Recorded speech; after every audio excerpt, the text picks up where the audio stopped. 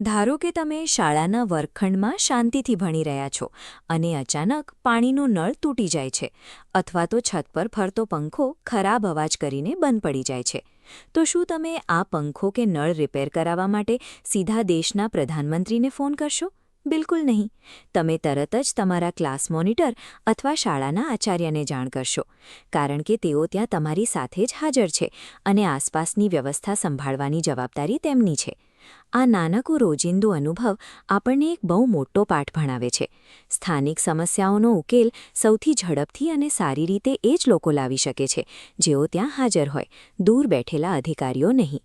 હવે આ જ પરિસ્થિતિને ભારત દેશના આપણા કોઈ પણ ગામ સાથે જોડી જુઓ.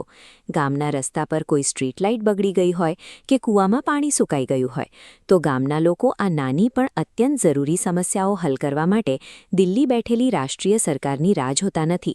તેઓ આ સમસ્યાઓ જાતે ઉકેલે છે અને ગામડાઓને પોતાની સમસ્યાઓ જાતે હલ કરવાની, પોતાનું વહીવટ જાતે કરવાની આ સત્તા જે વ્યવસ્થા પૂરી પાડે છે તેનું નામ છે પંચાયતી રાજ. સરળ ભાષામાં તરીએ તો પંચાયતી રાજ એ ભારત માટે લોકશાહીની શાળા છે, જ્યાં નાગરિકો પહેલીવાર પોતાના સમુદાયનું સંચાલન કરતા શીખે છે.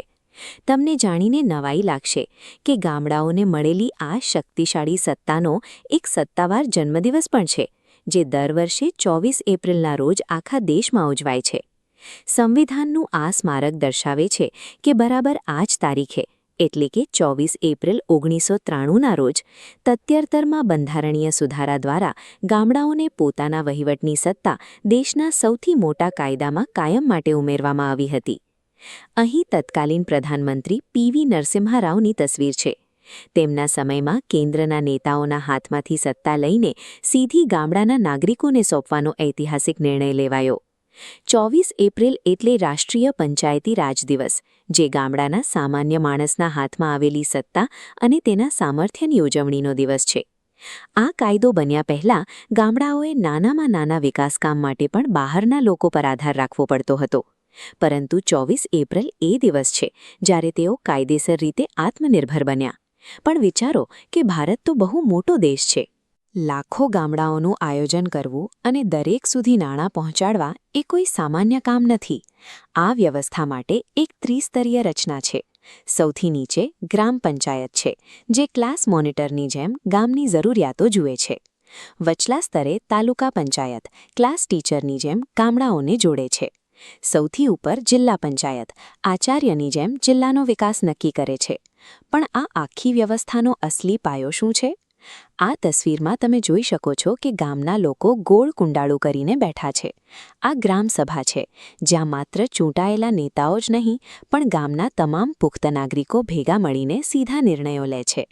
આ 3 માળની રચનાની ખૂબી એ જ છે કે પાયામાં બેઠેલા સ્થાનિક લોકોનો અવાજ જ ઉપરના વહીવટને કઈ દિશામાં કામ કરવું તે નક્કી કરે છે. જ્યારે આ પંચાયતી રાજ યોગ્ય રીતે કામ કરે છે ત્યારે તેનું પરિણામ સીધું દેખાય છે. ગામમાં પાક્કા રસ્તા બને છે, ઘરે ઘરે પાણીની પાઇપલાઇન પહોંચે છે અને અંધારા રસ્તાઓ પર નવી સ્ટ્રીટ લાઇટો પ્રકાશ આપે છે. બીજી તરફ તમે આ તસવીરમાં જોઈ શકો છો તે મુજબ જો ગામમાં યોગ્ય સ્થાનિક નેતૃત્વ ન હોય તો રસ્તાઓ ધૂળિયા રહી જાય છે અને પાયાની સુવિધાઓનો અભાવ સમયની સાથે વધતો જ જાય છે. આ આખી વ્યવસ્થા પાછળનો મુખ્ય વિચાર બહુ જ સ્પષ્ટ છે. જે લોકોને રોજ કાદવવાળા રસ્તા કે પાણીની અછતનો સામનો કરવો પડે છે, તેમની પાસે જ તે સમસ્યાને હલ કરવા માટેનું બજેટ અને સત્તા હોવી જોઈએ. ગામના પાદરે દરરોજ ચાલતો આ સક્રિય વહીવટ અને લોકોની સીધી ભાગીદારી જ ભારતની લોકશાહીનો અસલી પ્રાણ છે. એટલે જ વિદ્યાર્થી મિત્રો, આજે શાળામાં તમે જે ક્લાસ મોનિટર તરીકે જવાબદારી નિભાવતા શીખો છો, એ જ આવડત આવતીકાલે તમને તમારા ગામના સરપંચ બનવામાં કામ લાગશે. હવે પછી જ્યારે પણ તમે તમારા ગામમાં કોઈ નવો રસ્તો બનતો જુઓ કે શાળાનું સમારકામ થતું જુઓ, ત્યારે સ્થાનિક લોકોની આ સંગઠિત તાકાતને જરૂર યાદ કરજો. ચાલો, આપણા ગામડાઓની આ સત્તાને વધુ મજબૂત બનાવીએ. 24 એપ્રિલ રાષ્ટ્રીય પંચાયતી રાજ દિવસની સૌને ખૂબ ખૂબ શુભેચ્છાઓ.